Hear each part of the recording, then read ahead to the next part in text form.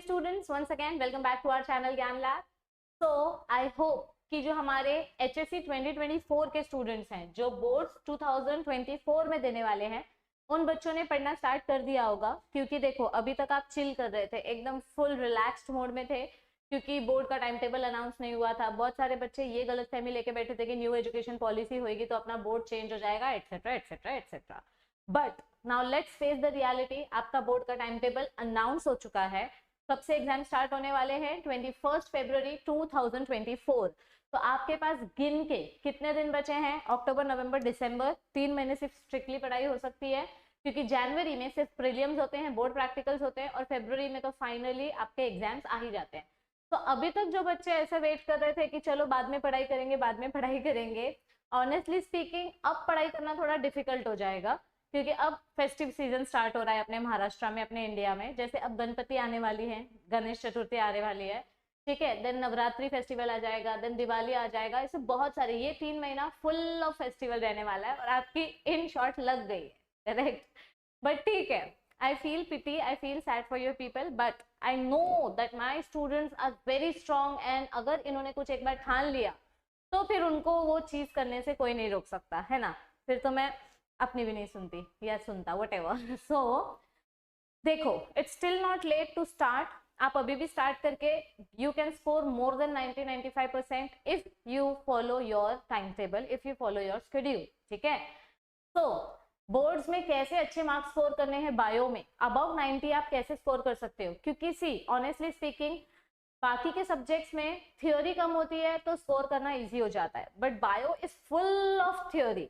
तो theoretical subject में 90 plus कैसे स्कोर कर सकते हैं मैम? अगर इसके ऊपर आपको ऐसा लगता है कि मैं एक बार लाइव आके आपके साथ डिस्कशन करूं, तो आप मुझे कमेंट सेक्शन में बताइए, do you want that live discussion, जिसमें हम बात कर सकें कि कैसे आप 90 प्लस स्कोर कर सकते हो, ठीक है। If you want I will come live, otherwise already मैंने बहुत सारी स्ट्रैटेजी बताई हुई है, आप वही फॉलो कर सकते हो। It's absolutely up to you. तो टाइम वेस्ट नहीं करते हैं। आज का जो सेशन है, आज के सेशन में मैं स्टार्ट करने वाली हूँ चैप्टर 6 का डिलीटेड पार्ट। देखो बहुत सारे बच्चे जो ऑलरेडी मुझे फॉलो कर रहे हैं, हमें फॉलो कर रहे हैं, उनको पता है कि हमने बायो के 12th स्टैंडर्ड के हर चैप्टर्स के सारे टॉपिक्स डिलीटेड में अपलोड किए हैं, सॉरी डिटेल में अपलोड किए हैं, ठीक है, सॉरी डिटेल में अपलोड किए हैं। लेकिन कुछ चैप्टर्स ऐसे रह गए थे, जैसे कि चैप्टर नंबर 6, चैप्टर नंबर 5 रह गया था, उसका मैंने अभी रिसेंटली चैप्टर कंप्लीट किया, एक एक टॉपिक को डिटेल में एक्सप्लेन किया।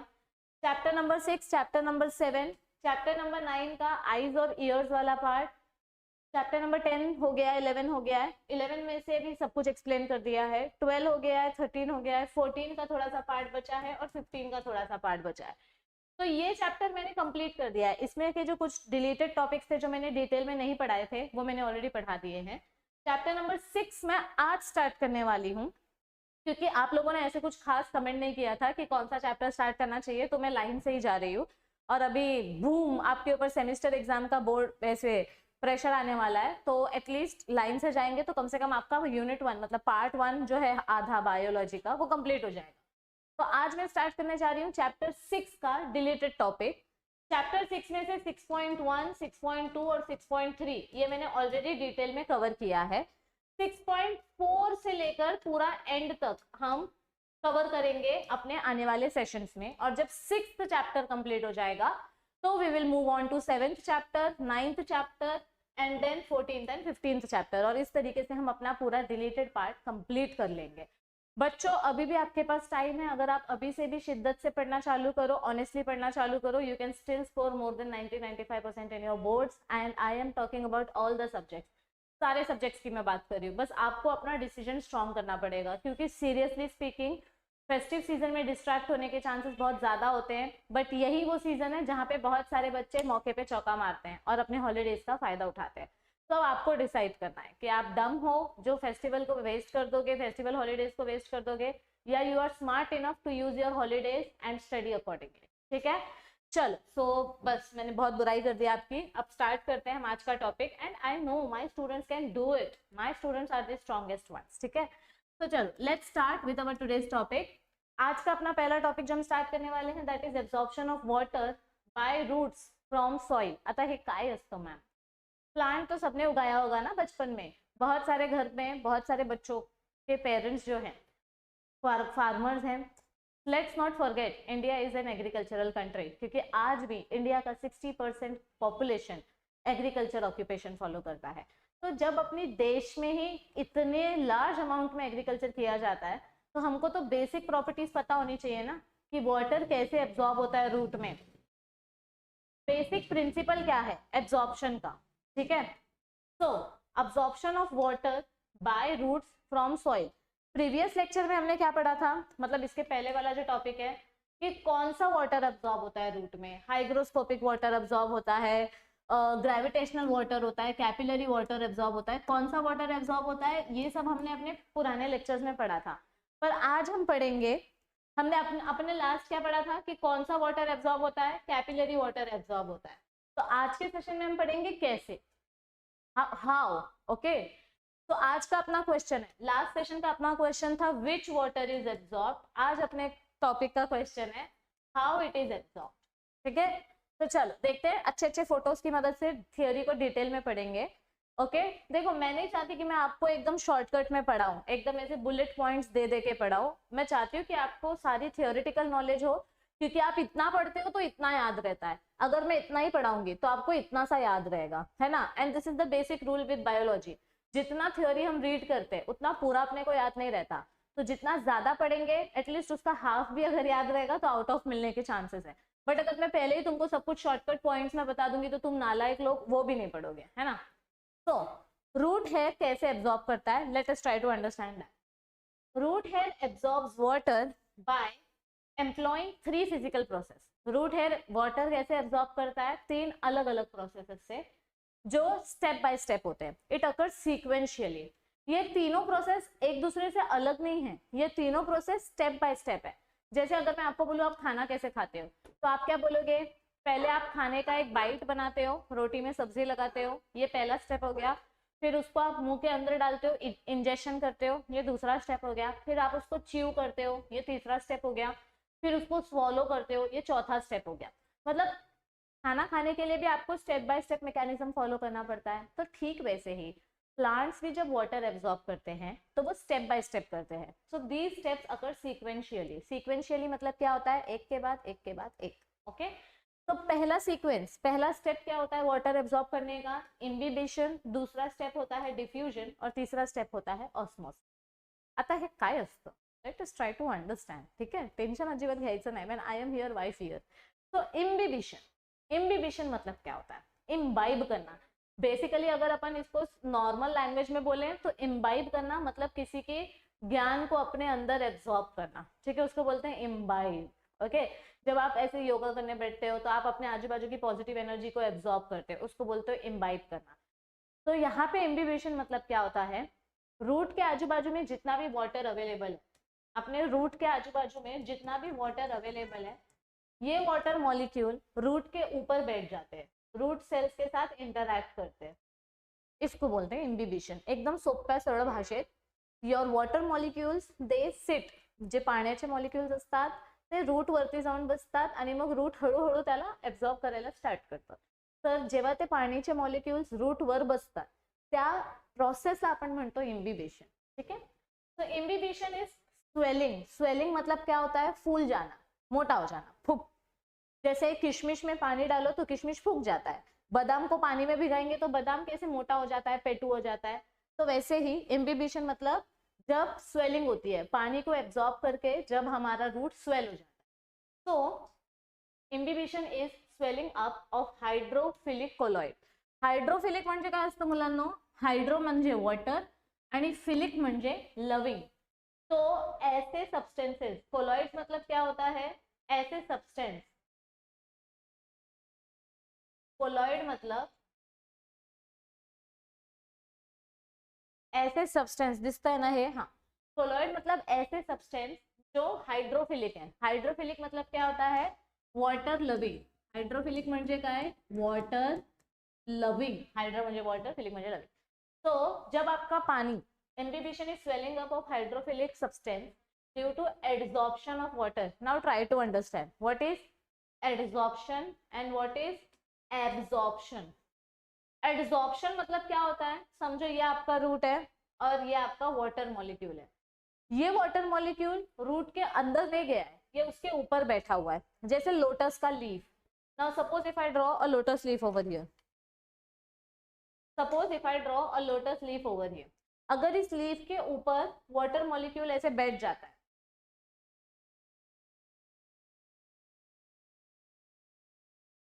ओके अगर इस रूट के ऊपर ऐसे वाटर मॉलिक्यूल बैठ जाता है, तो ये पानी आपके लीफ के अंदर नहीं गया, ये उसके सरफेस पे बैठा है। आपने अपने स्किन पे एक वाटर का ड्रॉप रखा, तो वो ड्रॉप ऊपर ही बैठा है, इसको बोलते हैं एडसॉर्प्शन। क्या बोलते हैं? Adsorption.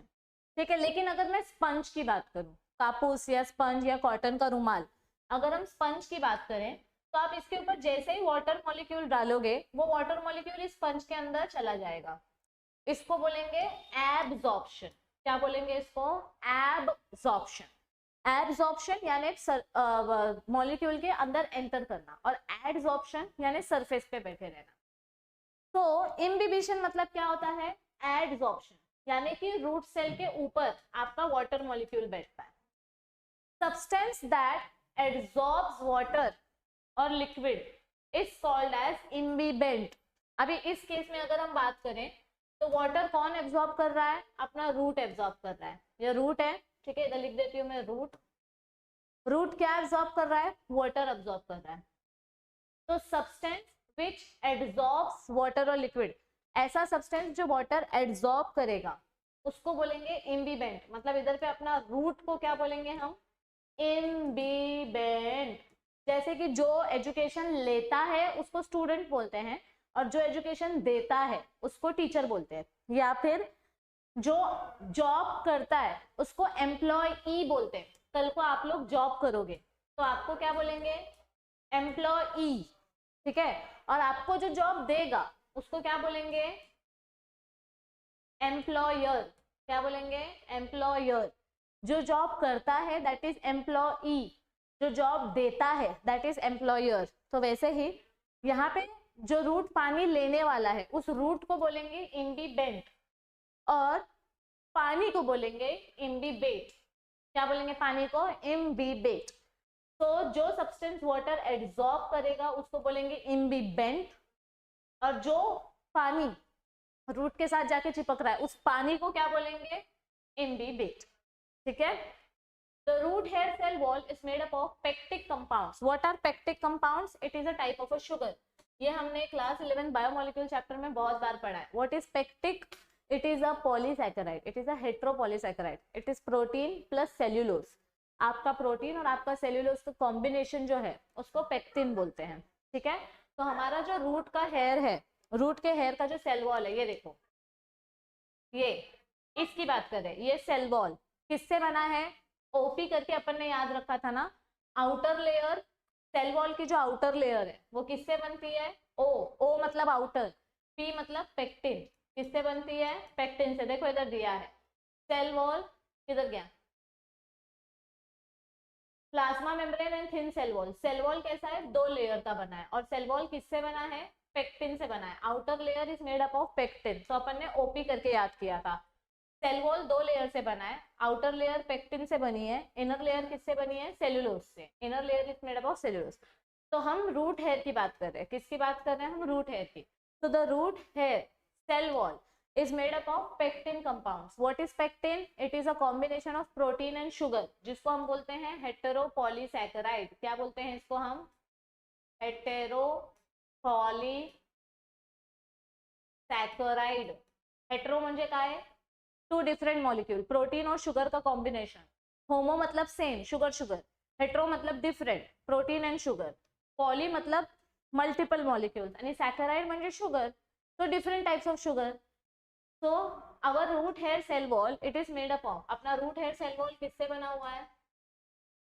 Our root hair cell wall is made up of pectic compounds and cellulose. Outer layer is pectic, OP, and inner layer is cellulose, IC, which are hydrophilic colloids. Colloid मतलब क्या होता है? Substance. आपका pectic compound भी water absorb करता है, cellulose भी pectic water ये water absorb करता है। तो ये जो अपना cell wall है, ये सेल वॉल कैसा है? It is hydrophilic. कैसा है ये सेल वॉल? हाइड्रोफिलिक म्हणजे it will absorb more and more water. अगर आपको डायग्राम दिखा के समझाना है तो ये वाला डायग्राम देखो, एकदम ध्यान से इधर पे ऑब्जर्व करो। ये आपका वुड का स्ट्रक्चर है। इसको अगर हम माइक्रोस्कोपिकली देखें तो देखो इसका जो सेल वॉल है, ये सेल वॉल किससे बना है? दिस सेल वॉल इस 3 लेयर्स दिखाई गई है इधर पे। ये आपका येलो वाला पार्ट सेल्यूलोज से बना है, मतलब it is the inner layer of the cell wall. हे बघा, हे आपली रूट है, रूट हेयर के अंदर ये सेल वॉल है, और सेल वॉल 2 लेयर से बना है। इसको अगर अपन जूम करेंगे तो ऐसा ये 2 लेयर से बना है। This is outer layer, this is inner layer. तो ये जो इनर लेयर है वो येलो वाली लेयर है। किससे बनी है वो इनर लेयर? सेल्यूलोज से बनी है। और उसके बाद मिडल पर्पल, ये जो पर्पल पर्पल कलर का लेयर है ये वाला, ये किससे बना है? Mixture of cellulose and other compound, hemicellulose. और जो आउटर लेयर है that is made up of lignin, यानी अ टाइप ऑफ पेक्टिन। तो ये जो भी मॉलिक्यूल है, सेल्यूलोज हो या हेमी सेल्यूलोज हो या लिग्निन हो, दे ऑल लव वाटर। इनको सबको वाटर पसंद है। तो ये क्या करेंगे? They will make hydrogen bond with water and they will absorb water. तो ऐसे सब्सटेंस को हम बोलते हैं हाइड्रोफिलिक। मतलब अपना वुड क्या है? It is hydrophilic, it loves water. Because किससे बना है वो? हाइड्रोफिलिक सब्सटेंस से बना है। किससे बना है वुड? हाइड्रोफिलिक सब्सटेंस से बना है। तो वाटर इसीलिए लकड़ी के अंदर इजीली एब्जॉर्ब हो जाता है। ठीक है। ड्यूरिंग इम्बिबिशन होता क्या है? Water molecules get tightly absorbed. अगर आपने गलती से AD की जगह पे AB लिख दिया तो रॉन्ग हो जाएगा। AD एड्सॉर्ब्ड, ठीक है, एड़िया वाला एड्सॉर्ब्ड मतलब होता है सरफेस के ऊपर बैठना, और एब्जॉर्ब मतलब क्या होता है? सरफेस के अंदर चले जाना। तो पहले एड्सॉर्प्शन होता है, फिर एब्जॉर्प्शन होता है। First it is always adsorption. तो देखो इधर क्या बताया गया है, ड्यूरिंग इम्बिबिशन आपके वाटर मॉलिक्यूल्स क्या हो रहे हैं? समझो ये एक किशमिश का दाना है और इसके बाजू में वाटर मॉलिक्यूल है। तो ये वाटर मॉलिक्यूल आपके किशमिश के ऊपर आके बैठ जाएंगे। So during imbibition water molecules get tightly absorbed without the formation of solution. मतलब इधर पे कुछ मिक्स होके सोल्यूशन नहीं बनेगा। जैसे समझो अगर आप शुगर लेते हो, शुगर पानी में डालते हो तो शुगर पानी में डिसॉल्व हो जाएगी और आपको मीठा पानी मिलेगा, सोल्यूशन मिलेगा। बट अगर मैं किशमिश को पानी में डालूं तो किशमिश डिसॉल्व नहीं होगी, क्योंकि किशमिश के पास बाहर सेल वॉल है, बराबर। Sugar is a crystalline substance but kishmish is a plant cell, it have cell wall जो इजीली ब्रेक नहीं होता है। तो यहाँ पे सोल्यूशन नहीं बनेगा। यहाँ पे क्या होगा? आपके वाटर मॉलिक्यूल उस किशमिश के ऊपर जाके बैठेंगे, रेजिन के ऊपर जाके बैठेंगे। तो it will not form solution. Imbibition continues till the equilibrium is reached. और ये प्रोसेस कब तक चलता रहेगा? जब तक आपके पर्टिकुलर फ्लास्क में या नेचर में इक्वल अमाउंट ऑफ वाटर और इक्वल अमाउंट ऑफ सल्यूट नहीं हो जाता। सल्यूट म्हणजे काय असतं? सॉलिड मॉलिक्यूल जिसमें पानी कम होता है, और सॉल्वेंट मतलब क्या होता है? Liquid molecule. तो जब तक सॉलिड और लिक्विड का बैलेंस अचीव नहीं हो जाता तब तक इम्बिबिशन होता रहेगा। इसको बोलते हैं इक्विलिब्रियम। क्या बोलते हैं इसको? Equilibrium. In other words water moves along the concentration gradient. मतलब क्या बोला गया है? आपका जो वाटर है वो कहाँ जा रहा है? आपके सल्यूट के अंदर। ये किशमिश है, दिस इज द रेजिन, और इधर पे आपका वाटर मॉलिक्यूल है। तो वाटर मॉलिक्यूल किधर जा रहा है? रेजिन के पास। कहाँ पे जा रहा है ये? रेजिन के पास, क्योंकि रेजिन के पास वाटर कम है। बाहर वाटर ज्यादा है, रेजिन के पास वाटर कम है। तो जहाँ पे वाटर कम है वहां पे वाटर जा रहा है। ठीक है, this is called as imbibition. इसको हम क्या बोलते हैं? इम्बिबिशन। और इसका एग्जाम्पल आपको याद रखना है। Imbibition is significant. सिग्निफिकेंट म्हणजे क्लियरली दिसून येणं। तो imbibition is significant in soaking of seed. आप जब कोई भी सीड भिगा के रखते हो तो सुबह उठते हो तो वो सीड फूक हो जाता है, जैसे बादाम हो गया, चना हो गया, काबुली चने, छोले बनवतो अपन, तो ये सीड सुबह एकदम फूक जाता है। तो soaking of seeds, swelling up of dried resins. अगर आपने सूखा मनुके पानी में डाल के रखा तो दूसरे दिन वो पूरे गीले गीले हो जाते हैं और फूक जाते हैं। Then kneading of flour. Kneading of flour मतलब आटा जब आप गूंथते हो, ठीक है, तो आटा भी तो पानी एब्जॉर्ब कर लेता है और फूक जाता है। So all this is imbibition. क्या है ये सब? अपना इम्बिबिशन। आई होप ये डायग्राम से आपको क्लियर हुआ रहेगा। Now what is diffusion? Quickly see. Diffusion means to disperse, फैल जाना। डिफ्यूजन मतलब क्या होता है? फैल जाना। It can be defined as movement of molecules और आयंस और atoms of a substance from region of their higher concentration to region of their lower concentration. ये बहुत इंपॉर्टेंट है। What is diffusion? Movement of molecules from region of their high concentration to the region of their low concentration. मतलब इधर देखो, इधर पे salute molecule ज्यादा है और इधर पे सॉल्वेंट मॉलिक्यूल कम ज्यादा है। सॉल्वेंट ज्यादा है, सल्यूट कम है। इधर पे सल्यूट ज्यादा है, सॉल्वेंट कम है, पानी कम है और मॉलिक्यूल ज्यादा है। तो इधर का ये जो सॉलिड मॉलिक्यूल है, जिधर पे सल्यूट कम है उस तरफ जाएगा, from high concentration to low concentration. कौन मूव हो रहा है? सल्यूट मूव हो रहा है। अगर मैं सल्यूट की जगह सॉल्वेंट लिख दूं तो क्या हो जाएगा मैम? क्या इसको भी हम डिफ्यूजन बोलेंगे? नहीं, ये हो जाएगा ऑस्मोसिस। ये क्या हो जाएगा? ऑस्मोसिस। जब आप दोनों का मतलब सेम है, दोनों का मतलब सेम है। जब लिक्विड मॉलिक्यूल हाई से लो जाता है तो उसको ऑस्मोसिस बोलते हैं। जब सॉलिड मॉलिक्यूल हाई से लो कॉन्सेंट्रेशन पे जाता है तो उसको डिफ्यूजन बोलते हैं। तो when the substance from high concentration to region of low concentration जब मूवमेंट होती है उसको बोलते हैं डिफ्यूजन। ये देखो, प्लांट में पानी किधर से एब्जॉर्ब होता है? रूट से। और खाना किधर बनता है? लीफ पे। मतलब पानी यहां से आ रहा है और यहां जा रहा है, ये this is water. Okay, from low concentration of solute, नहीं sorry, from high concentration of solvent to low concentration of solvent. खाना किधर पे बनेगा बेटा? ऊपर लीफ में। तो फूड ऊपर से नीचे जाएगा, वाटर नीचे से ऊपर आएगा, ठीक है। Food will be transported with the help of phloem and water will be transported with the help of xylem. तो देखो इधर क्या बताया है, the movement is due to kinetic energy of molecules. अभी काइनेटिक एनर्जी क्या होती है? K is equals to half mv square, Einstein equation, blah blah blah. Basically speed, आपका सोल्यूट मॉलिक्यूल और उसका स्पीड, कितना सोल्यूट मॉलिक्यूल है और उसकी स्पीड कितनी है, आपका एरिया कितना है, सरफेस एरिया कितना है, वो सब आ जाता है इधर पिक्चर में, ठीक है। पण तेवढं ते तुम्हाला लक्षात ठेवायची गरज नाहीये, नाहीतर म्हणणार मॅम बायोमध्ये पण फिजिक्स आलं, आम्हाला नाही करायचंय, असं नाहीये. सोडू नका, ऑप्शन मध्ये सोडू नका, सोप्या भाषेत समजावते. What is diffusion? जब आपके सॉलिड मॉलिक्यूल्स, आपके सल्यूट मॉलिक्यूल्स हाई कॉन्सेंट्रेशन से लो कॉन्सेंट्रेशन की तरफ मूव करते हैं, इस प्रोसेस को बोलते हैं डिफ्यूजन. इस प्रोसेस को क्या बोलते हैं? डिफ्यूजन. और ये कब तक होगा? जब तक इधर पे और इधर पे इक्वल मॉलिक्यूल्स नहीं हो जाते. मतलब समझो अगर इधर 100 मॉलिक्यूल है और इधर 10 मॉलिक्यूल है, तो ये प्रोसेस कब तक होगा? अगर इधर 100 सोल्यूट मॉलिक्यूल है, इधर 10 सोल्यूट मॉलिक्यूल है, तो दोनों जगह पे जब तक 50-50 सोल्यूट मॉलिक्यूल नहीं हो जाता तब तक ये ट्रांसपोर्ट चालू रहेगा. उसको बोलते हैं इक्विलिब्रियम. उसको क्या बोलते हैं? Equilibrium. Thus, water passes into the cell by diffusion through a freely permeable cell wall. हमने क्या पढ़ा था? अपने रूट हेयर का जो सेल वॉल होता है, इट इज फ्रीली परमिएबल, और जो प्लाज्मा मेम्ब्रेन होती है, it is selectively permeable, right? This cell wall is freely permeable. Freely permeable म्हणजे काय असतं मुलांनो? Which will allow everything to enter. ठीक है, जैसे किसी भी कॉम्पिटिशन का ऑडिशन राउंड सब लोग आ सकते हैं, तो दैट इज फ्रीली परमिएबल. ठीक है. Water is now at the interface of the cell wall and plasma membrane. मतलब देखो इधर पे क्या हुआ. पहला स्टेप क्या बोला हमने? First step is imbibition. Let me use another colour. पहला स्टेप क्या होता है? इम्बिबिशन. इम्बिबिशन मतलब वाटर मॉलिक्यूल इधर पे आके बैठा, this is first step. Second step क्या हुआ? डिफ्यूजन. मतलब वाटर मॉलिक्यूल सेल वॉल के अंदर आया. ये जो वाटर मॉलिक्यूल है ये सेल वॉल के अंदर आया, दिस इज सेकेंड स्टेप. तो अभी ये वाटर मॉलिक्यूल किधर प्रेजेंट है?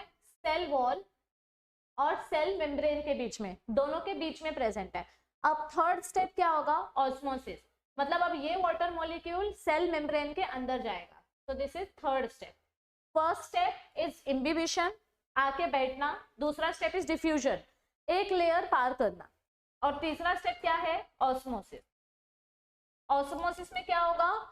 आपका जो दो लेयर के बीच में जो मॉलिक्यूल बैठा है वो अब अंदर चला जाएगा, सो दैट इज ऑस्मोसिस. आगे देखो, फटाक से देखते हैं क्या दिया है. Diffusion results in diffusion pressure म्हणजे काय? which is directly proportional to the number of diffusing particles. Diffusion pressure of pure water is always more than the diffusion pressure of solvent in a solution. मतलब क्या बोला है? Diffusion में basically क्या होता है, एकदम सिंपल भाषा में, एकदम सिंपल भाषा में आपको मैं समझाती हूँ। डिफ्यूजन प्रेशर मीन्स आपका जो सॉल्यूट मॉलिक्यूल्स है, आपका ये जो सॉल्यूट मॉलिक्यूल्स है, ये सॉलिड मॉलिक्यूल्स देखो, ये प्योर वाटर है, दिस इज प्योर H2O, और ये सोल्यूशन है। सोल्यूशन मतलब इसमें शुगर ऐड किया है, this is pure water and this is water plus sugar, water plus sugar. तो प्योर वाटर ना ज्यादा मूवेबल होता है, उसको जल्दी सॉल्यूट मॉलिक्यूल्स के साथ मिक्स होना होता है। तो diffusion pressure of pure water is always more, मतलब water always wants to go to solute molecule, water solute के पास जाता है, सॉल्यूट वाटर के पास नहीं आता है, ठीक है। तो डिफ्यूजन प्रेशर में your water wants to go more towards the solution, solvent. तो diffusion pressure of pure water is always more as compare to this water, क्योंकि इसमें देखो, इसमें वाटर तो है पर इसमें ऑलरेडी कुछ मिला हुआ है ना, इसमें ऑलरेडी शुगर मिक्स्ड है। तो अगर आप मिक्स्ड वाटर की बात करोगे जिसमें सॉल्वेंट पहले से प्रेजेंट है और सोल्यूट प्रेजेंट है, तो ये एक दूसरे को जल्दी नहीं छोड़ेंगे, ये एक दूसरे को जल्दी नहीं छोड़ेंगे। बट ये तो अकेला है ना, वाटर अकेला है, तो ये सोल्यूट की तरफ जाएगा, पर ये एक दूसरे को जल्दी नहीं छोड़ेंगे। तो देखो, आपका जो वाटर है वो सोल्यूशन की तरफ जा रहा है, किसकी तरफ जा रहा है, this water is going towards solution, किसकी तरफ जा रहा है, ये सोल्यूशन की तरफ जा रहा है, मतलब ये शुगर है और ये वाटर है। तो दिस मिक्स सोल्यूशन, ये सॉल्वेंट है, ये सोल्यूट है, मिलके सोल्यूशन बनता है, और ये प्योर वाटर है। तो प्योर वाटर सोल्यूशन की तरफ जाता है, सोल्यूशन प्योर वाटर की तरफ नहीं आता। डिफ्यूजन मतलब क्या होता है, अंदर घुसना, अंदर घुसना। तो प्योर वाटर को हर जगह घुसना होता है, इसीलिए diffusion pressure of pure water is more, ठीक है। The difference in the diffusion pressure of pure solvent and solvent in a solution is called diffusion pressure deficit। म्हणजे काय, यहाँ पे सिर्फ प्योर वाटर है, यहाँ पे वाटर प्लस शुगर है, तो इन दोनों के बीच में ज्यादा प्रेशर किधर रहेगा, प्योर वाटर में, क्योंकि प्योर वाटर में सिर्फ वाटर प्रेजेंट है, तो इसको ज्यादा घाई है इधर पे आने की। डिफ्यूजन प्रेशर डेफिसिट का दूसरा नाम क्या है, सक्शन प्रेशर। ये टर्म हमको दिया था B.S. मेयर ने, ये इस साल CET में आया था, तो ये टर्म आपको कंपलसरी लर्न करना है, इसमें कोई ऑप्शन नहीं, ठीक है। नाउअडेज इसी सक्शन प्रेशर को हम क्या बोलते हैं, वाटर पोटेंशियल, ठीक है।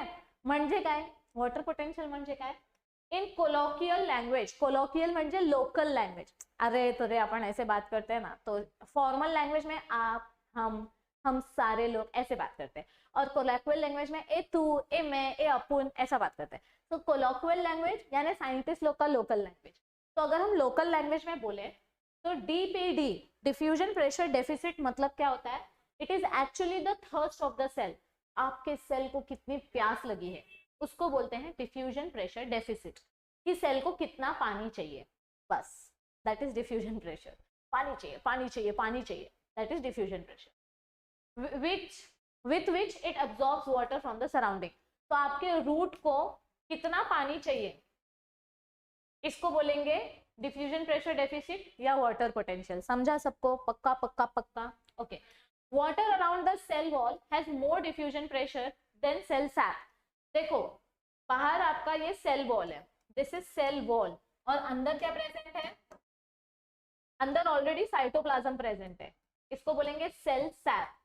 तो जहां पे पानी पहले से है वो पार्ट पानी एब्सॉर्ब नहीं करेगा, बट इधर पे पानी नहीं है ना, तो सेल वॉल ज्यादा हव रहा है, वो ज्यादा पानी मांगता है। तो water moves, sorry, water around the cell wall has more diffusion pressure, क्योंकि सेल वॉल के पास ज्यादा पानी नहीं है तो वो ज्यादा पानी मांगता है। अंदर पहले से पानी है तो सेल सैप को ज्यादा पानी नहीं चाहिए, बट सेल वॉल को ज्यादा पानी चाहिए। And due to this water moves in the cell by diffusion, और इस वजह से वाटर सेल वॉल के अंदर कैसे आता है, डिफ्यूजन से। This is first step imbibition, फिर इम्बिबिशन से ये करता है diffusion. Diffusion is very easily visible in plants, significant म्हणजे देखा जाना। तो डिफ्यूजन हमको प्लांट्स में बहुत ज्यादा देखने को मिलता है। इन अब्जॉर्प्शन, देखो मैंने आपको बोला था ना, पहले पानी आके सरफेस पे बैठेगा उसको बोलते हैं एडजॉर्प्शन, फिर वो पानी जब अंदर चला जाएगा डिफ्यूजन हो जाएगा, डिफ्यूजन हो जाएगा, तो इसको बोलेंगे एब्जॉर्प्शन। क्या बोलेंगे इसको, absorption. So now the water is absorbed, minerals, conduction of water मतलब transport of water against the gravity, क्योंकि ये अपोजिट डायरेक्शन में जा रहा है ना, पानी नीचे से ऊपर आ रहा है, ये देखो रूट से लीफ की तरफ आ रहा है, so this is against the gravity, ऊपर से नीचे नहीं जा रहा, नीचे से ऊपर आ रहा है। तो ये सब किसके वजह से होता है? डिफ्यूजन प्रेशर की वजह से। लीफ ऐसे पूरा दम लगा के पानी को मांगते हैं, पानी दो पानी दो पानी दो, तो आपका पानी नीचे से ऊपर आता है, ठीक है, against the gravity. Exchange of gases and transport and distribution of food also occurs in the same way, ठीक है। तो ऐसा डिफ्यूजन होता है। ये आपका सेल क्या है? ये outside the cell and this is inside the cell, this is your plasma membrane. तो प्लाज्मा मेम्ब्रेन के अंदर और प्लाज्मा मेम्ब्रेन के बाहर पानी ज्यादा कहाँ पर है? बाहर है। फिर बीच में चैनल्स की मदद से वो साइटोप्लाज्म के अंदर आता है, ठीक है। चलो, आई होप आपको आज का सेशन समझ में आया होगा। अगर आप हमारे चैनल पर पहली बार विजिट कर रहे हो तो हमें हमारी व्लॉगिंग चैनल को फॉलो करना मत भूलना। लाइव्स बफरिंग आपके एंटरटेनमेंट के लिए बनाई गई है, काफ़ी मज़ेदार वीडियोस हम यहाँ पे डालते रहते हैं, अपना डेली एक्टिविटीज़ वगैरह। और साथ ही साथ अगर आपको ये वीडियो अच्छी लगे तो मेक श्योर कि जितने भी महाराष्ट्र बोर्ड के, HSC के 2024 के एस्पिरंट्स हैं, स्टुडंट्स हैं, त्यांच्यासोबत प्लीज ही व्हिडिओ शेअर करा, म्हणजे त्यांचं पोर्शन पण आता स्टार्ट होईल, ते पण जरा अभ्यासाला सिरियस घेतील। And be a helping friend, selfish मत बनो, अपने फ्रेंड्स की हेल्प करो, ठीक है। सो अगर ये वीडियो अच्छी लगे तो इसको जरूर अपने फ्रेंड्स के साथ शेयर करना। अगर चैनल पे न्यू हो तो चैनल को सब्सक्राइब करो, बेल आइकन पे क्लिक करो। और अगर मेरी मेहनत अच्छी लगे, वीडियो अच्छी लगे, तो वीडियो को लाइक करके इसको शेयर करो, सब्सक्राइब करो, बेल आइकन पे क्लिक करो और पढ़ाई स्टार्ट कर दो। बच्चों याद रखो, मुझे आप पे पूरा भरोसा है कि आप कर सकते हो। अब बस आपको खुद को डिसाइड करना है कि आप अपनी लाइफ को कहाँ लेके जाना चाहते हो, आप सीरियस होना चाहते हो या टाइम पास करना चाहते हो। So I'll see you in our next class. Next class में हम ऑस्मोसिस, टाइप्स ऑफ ऑस्मोसिस और फैसिलिटेटेड डिफ्यूजन पढ़ेंगे, ठीक है। चलो, bye bye everybody, all the best, I will see you soon, thank you.